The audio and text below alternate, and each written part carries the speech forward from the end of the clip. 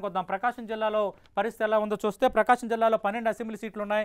కనిగిరి నుంచి ఉగ్ర నరసింహారెడ్డి ఈసారి రంగంలో ఉండబోతున్నారు. ఈసారి ప్రకాశం జిల్లా విషయంలో వైఎస్ఆర్ కాంగ్రెస్ పార్టీ కొన్ని వ్యూహాలు రచిస్తున్న నేపథ్యంలో ప్రతి వ్యూహాలు రచించడంలో తెలుగుదేశం పార్టీ కూడా ఎత్తుకు పై ఎత్తేసే దిశగా కొందరు సీనియర్ నేతలను కూడా పార్టీలో చేర్చుకుంది. కనిగిరి నుంచి ఉగ్ర నరసింహారెడ్డి పోటీలో ఉండబోతున్నారు. ఇక గిద్దలూరు నుంచి ముత్తముల అశోక్ రెడ్డి ఈసారి తెలుగుదేశం పార్టీ అభ్యర్థిగా రంగంలో ఉండబోతున్నారు.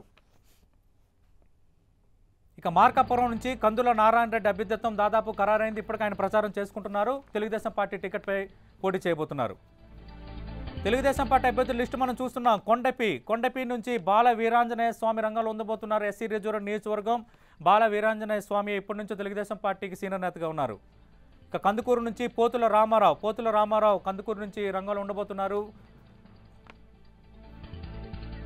ఇక ప్రకాశం జిల్లా విషయానికి వస్తే దామచర్ల జనార్దన్ దామచర్ల ఆంజనేయులు మాజీ మంత్రి తనయుడు దామచర్ల జనార్దన్ ఒంగోలు నుంచి తిరిగి సిట్టింగ్ ఎమ్మెల్యేగా తన అదృష్టాన్ని పరీక్షించుకుంటున్నారు.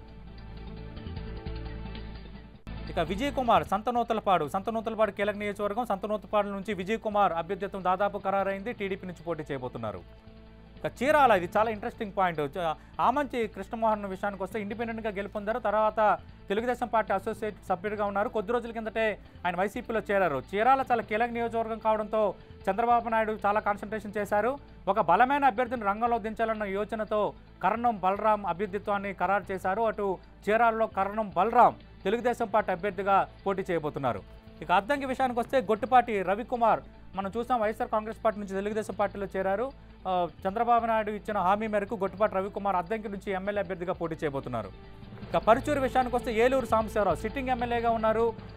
కొంత ఏలూరు సాంబశివరావు విషయంలో పార్టీ కేడర్ నుంచి కొంత వ్యతిరేకత వచ్చినప్పటికీ ఏలూరు సాంబశివరావుకు కాంపిటేట్ చేసే అభ్యర్థి దొరకకపోవడంతో ఏలూరు సాంబశివరావు వైపు అటు చంద్రబాబు నాయుడు మొగ్గు చూపారు. ఈరోజు ఉదయమే ఆయన అభ్యర్థిత్వాన్ని ఖరారు చేశారు.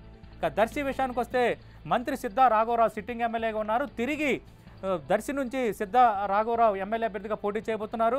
మొత్తం ఆంధ్రప్రదేశ్లో అత్యంత రిచెస్ట్ నియోజకవర్గాల్లో దర్శి ఒకటిగా చెప్పుకుంటున్నారు. ఈ పరిస్థితుల్లో సిద్ధా రాఘవరావే సరైన అభ్యర్థి, తిరిగి ఆయనకే టికెట్ ఇవ్వాలని చంద్రబాబు నిర్ణయించినట్లుగా సమాచారం అందుతోంది. ఇక ఎర్రగొండపాలెం నుంచి అజితారావు ఎమ్మెల్యే అభ్యర్థిగా తన అదృష్టాన్ని పరీక్షించుకుంటున్నారు. ప్రకాశం జిల్లాలో తెలుగుదేశం పార్టీ అభ్యర్థులు ఎవరన్న దానిపై టెంటీ విశ్లేషణ కొనసాగుతోంది.